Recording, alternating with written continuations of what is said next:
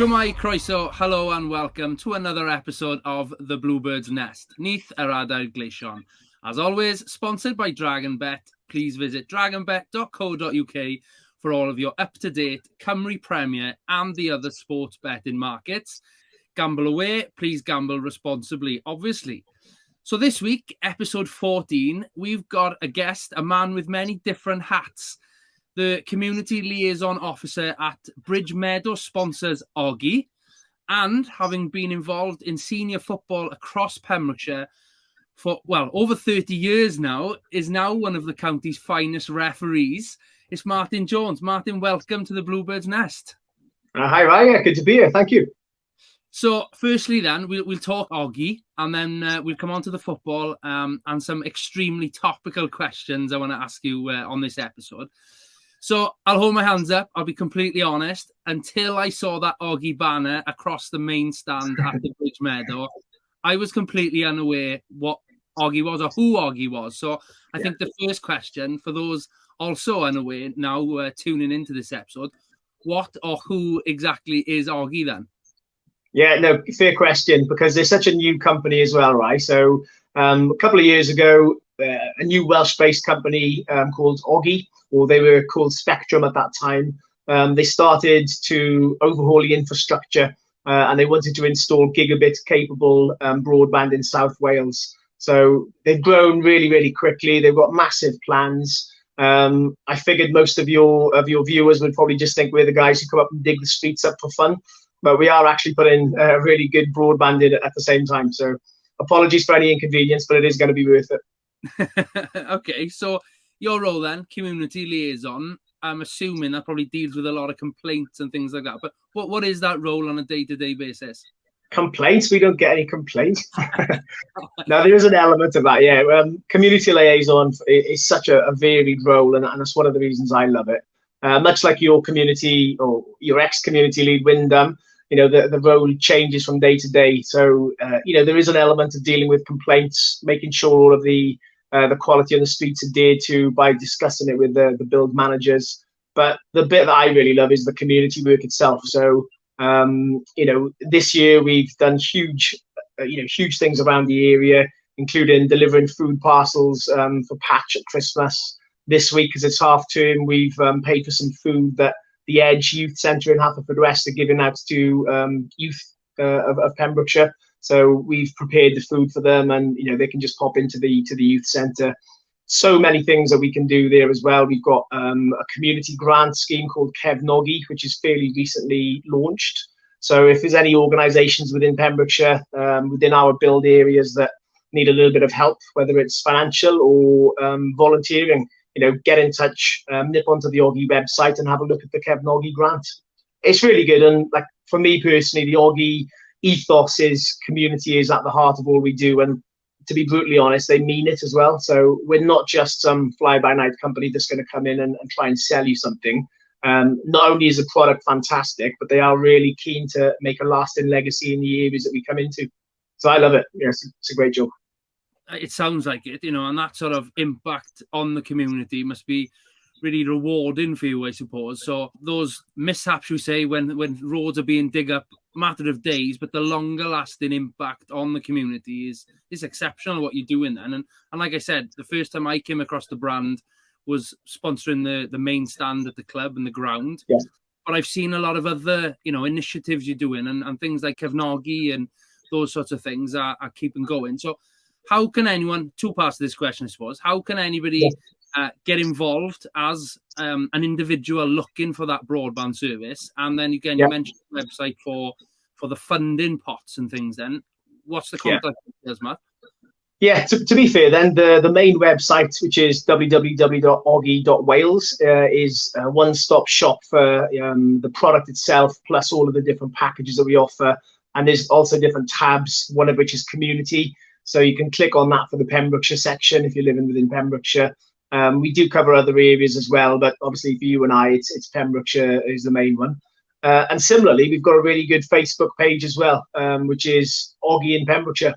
No prizes for originality on that one, but it does what it says on the tin. And we do put lots of little initiatives on there, and there's contact buttons. And I've probably spammed everybody's social media feeds for the last 12 months now. So no doubt you're sick and tired of seeing me and hearing of me anyway. We'll come on to one of your most recent posts later on, but no, that's excellent to hear. And please do take a look at the website. As you can see, details on screen again. Please visit and find out more of what Oggy are doing, the excellent work they're doing across Pems. Right, we'll put the work away now. Let's get down to the football side of things. Yeah. So you made your league debut, sorry about this, over 30 years ago in the Pembrokeshire League. You turned out Fishguard Sports, I believe, first, Letterston, Haverfordwest Cricket Club as well. Yeah. You dabbled, I'll say, in coaching for a few senior teams over the last few years, but a complete shift then in Saturday afternoons for you. You picked up the whistle, your relevant qualifications, I suppose, and you really are now becoming one of Pembrokeshire's finest men in black in the middle of the pitch. What was your where was your head at thinking, do you know what, I'm going to give up playing completely and get involved in the middle? So where was my head at? I know when you ask me that now, I wonder myself, but it's I can't believe it's 30 odd years ago since I started playing. That's crazy, man. I just can't believe that. But yeah, sure enough. I think I started for Fishguard Seniors when I was 15, so that was 32 years ago, which is bonkers. But yeah, in terms of the reffing, as you're getting older, my knee was getting stiffer and stiffer, and as I was a clogger of a centre half then, any big tackles coming in, it laid me off for nearly a week. So I just couldn't do it anymore. And then just before COVID, I thought I'd give it up. And at that point, I had reffed a good number of junior games. Both of my lads played for Hakin Juniors, so nobody wants to ref a game, whether it's juniors or, Division 3, 4 and 5 in the PEM senior leagues. So I picked up the whistle a few times, found I didn't hate it, which was a massive surprise to me. And probably due to me being the ugliest one on the pitch, I didn't get a huge amount of grief either. So, yeah, I think, to be fair, I know Roy Boswell quite well. He's around the area, and I've always respected Roy as a ref. Really great guy, top referee as well. So he'd mentioned it a few times. And then I signed up. It's a bit of a pain because we had to go to Newport Gwent to get the qualification done. But I believe now that that's changed a little bit. And if there's enough interest, you can nip up to Swansea, which is a lot closer, of course. So, yeah, managed to get that done. And then I had my first senior game post-COVID. So, yeah, here we are. Fair play. Massive respect on it. Like you say, I've done a couple of junior games, and probably even a couple of charity games or friendlies maybe, but taking hold of, officiating in a senior league and as competitive a league as the Pembrokeshire Division 1 and the other leagues are, not only just at the moment, but for the last, a number of years really. Fair play to you and the other guys who were doing it. We've discussed you coming on the podcast for a while, and we sort of were saying, yeah, we'll do it soon. But I think we've sped the process up, particularly over the last fortnight. There's been quite some drama, should we say, both locally and nationally. So I think we both felt it was a good time to sort of get you on and discuss some of the things that have been going on. Firstly, then, at the Oggy Bridge Meadow, results haven't been great, as we know, not on the road or at home. And I suppose it's easy for some, perhaps, who haven't seen full 90 minutes of games to think, well, perhaps, unrest and complaints perhaps coming out, pointing at the officials, are perhaps a little bit of sour grapes. But genuinely, some of these losses and things, there's been some howlers this season, I must admit. And I'm all for respecting officials and things like that. But there has been some big mistakes, which we understand. They do happen. But some of these games, drastically have impacted results. Just this week, just the end of last week, thankfully, Jack Wilson's red card, the game-changing red card after obviously 12 minutes, was rescinded.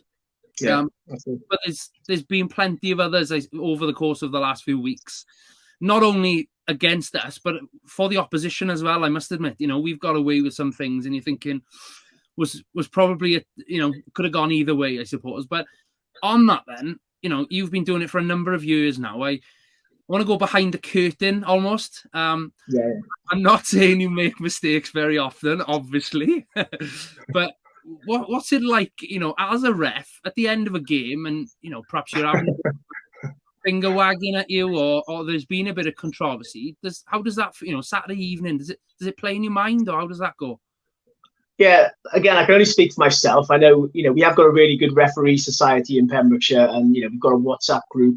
We have regular meetings as well. So there's real experience in the field here. But for me personally, I don't generally sit on things too much. I don't worry about things. But yeah, sometimes after a match, if you've had somebody come up to you and be really, in your face or a little bit aggressive towards you because of a decision you made, of course it sits with you a little bit.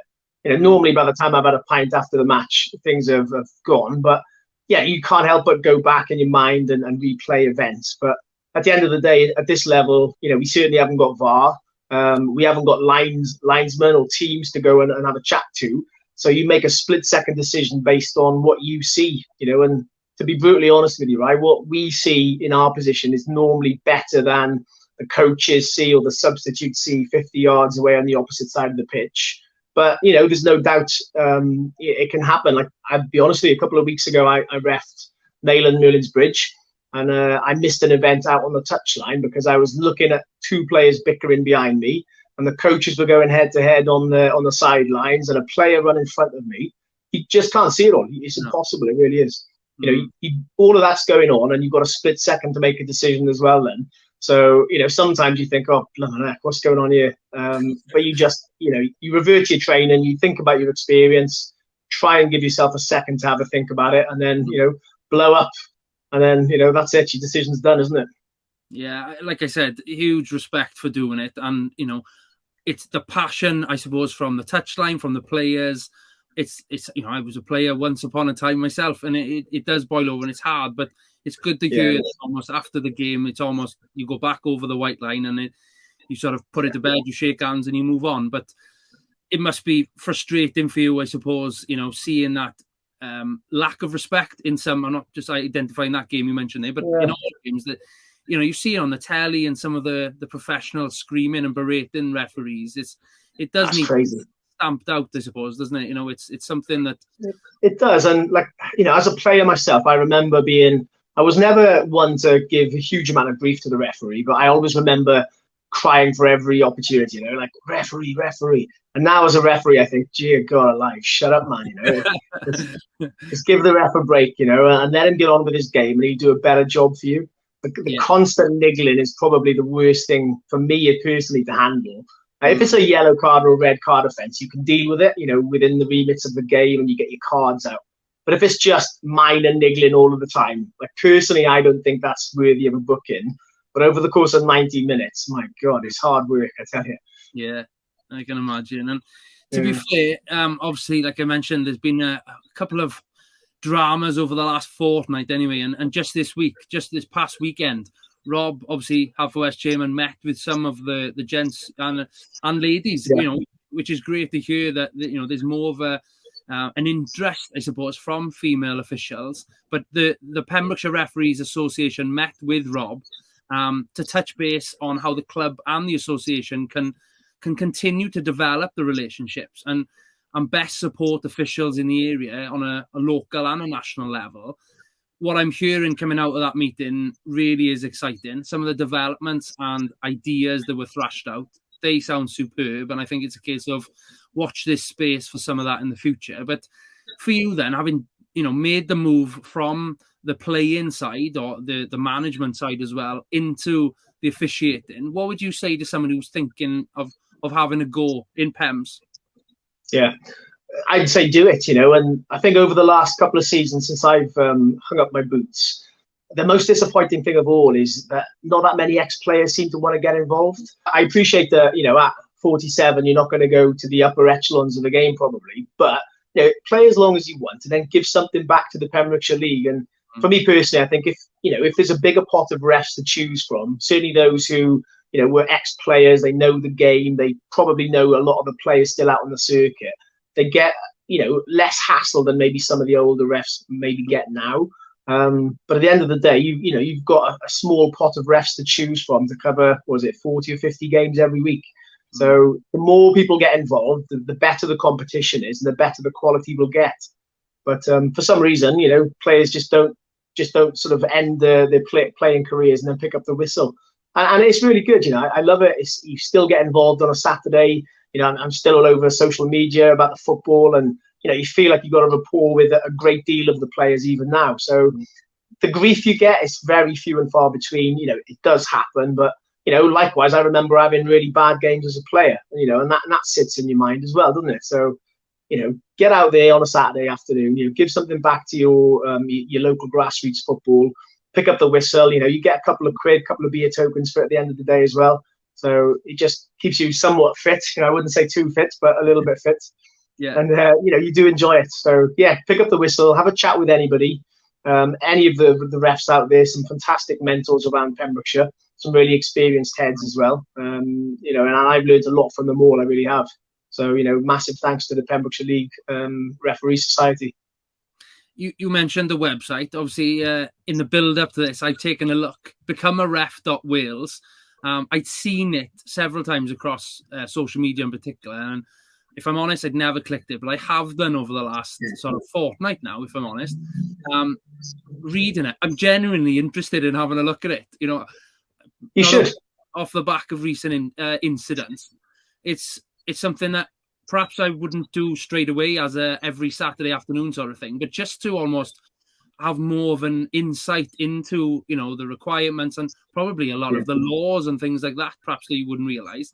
And what I wanted to sort of past players there, and Mickey Ellis on an episode a couple of weeks ago was saying about, once you hang up the playing boots, about giving back to your clubs and sort of supporting youngsters. And I think more of the past players, both male and female, I've spoken to recently, and some right characters, if I'm honest, as well, who've said, you know what, I think I'm gonna have a go at this, and they'd be really good.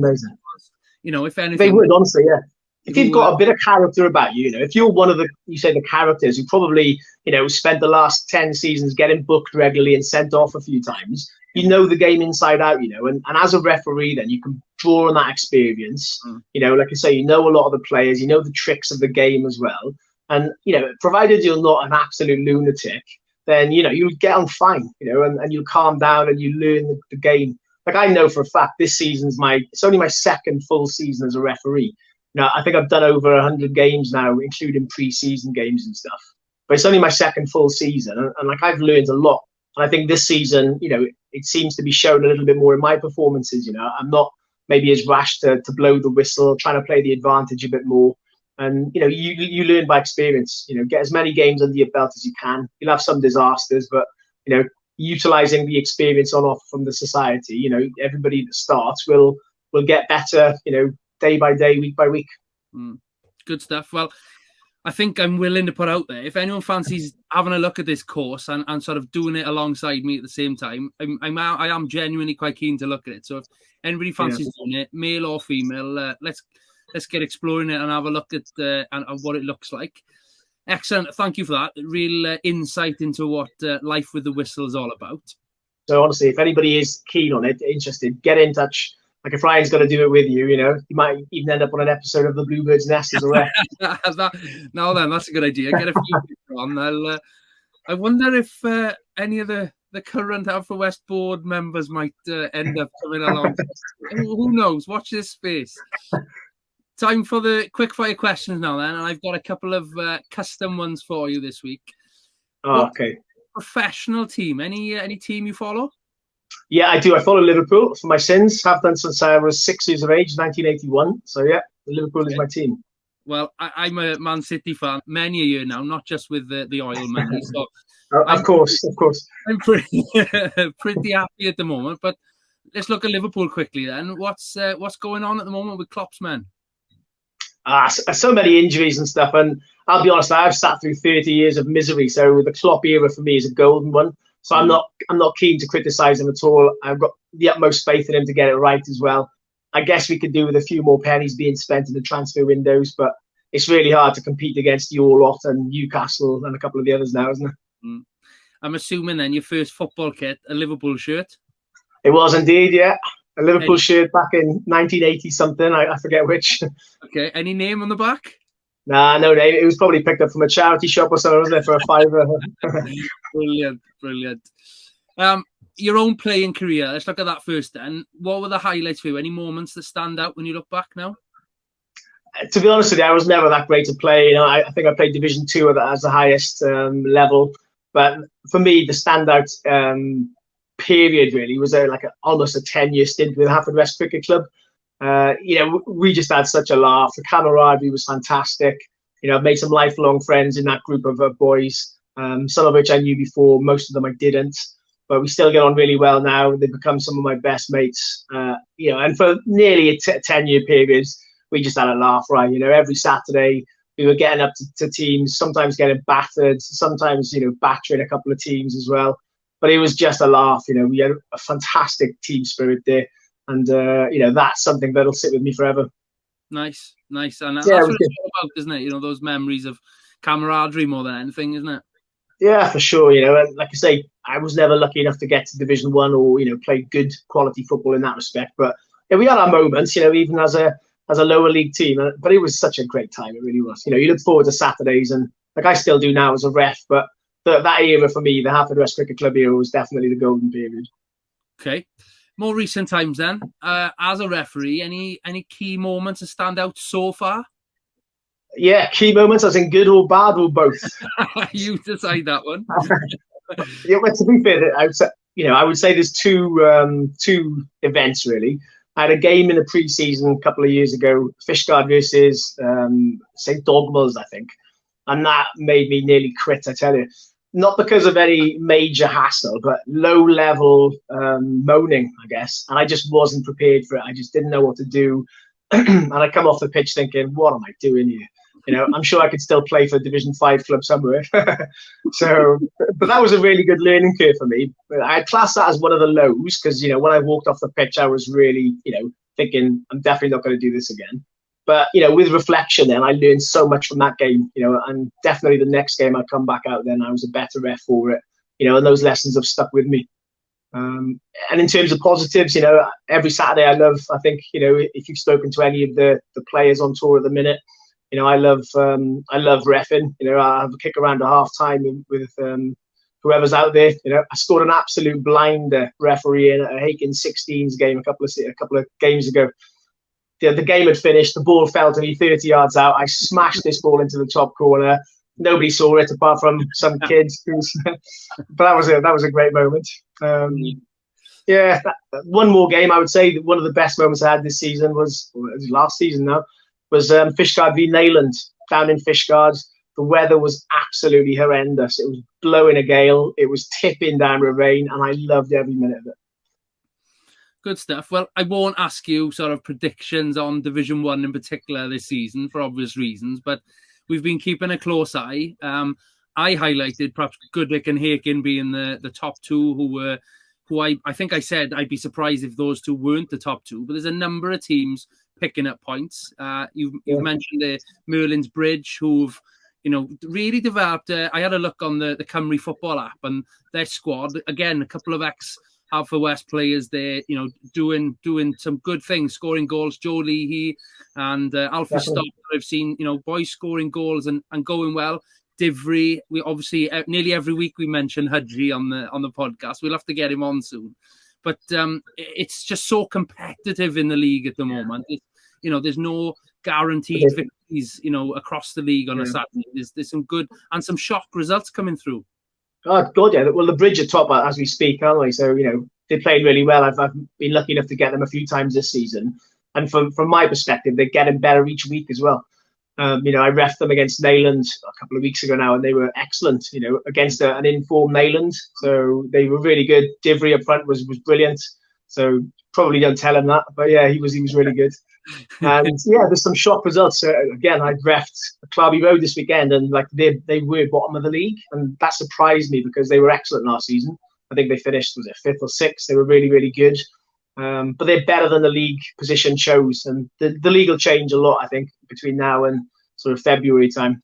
Yes, enjoying watching on from afar. But good luck to them all, I suppose. We'll try and remain as neutral as we can. But obviously trying to back all our fellow Bluebirds or previous Bluebirds.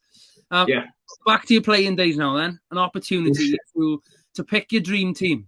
Your five-a-side dream team from those you've played with or even against, I suppose, over the years. Who gets in your five-a-side team? Right, it's really hard that because, like I said, the ones I've played with, I would say Mikey John from the cricket club, postman, fantastic player. I loved playing with Mikey. He was brilliant.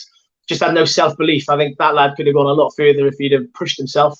But still, in our team, he was the superstar. Pass him the ball and he'll do something with it. So I'd definitely pick Mikey in my five-a-side. Also, I'd have to say Alan Edmonds. He was a ridiculously quick winger back in the day. A couple of pints has probably ruined the pace a bit now, but he still got it, I think.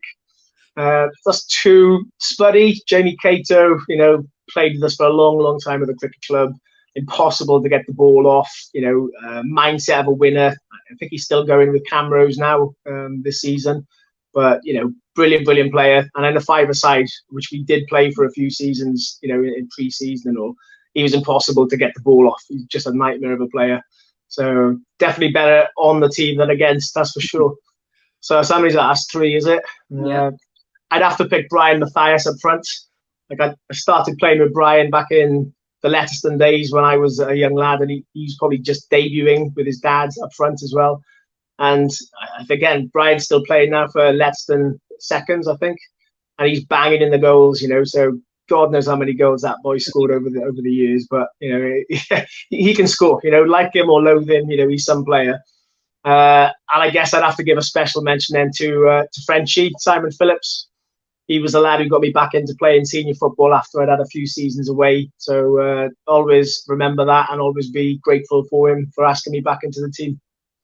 And me, does that make me's five then? Obviously, couldn't pick a five-a-side team without me in it.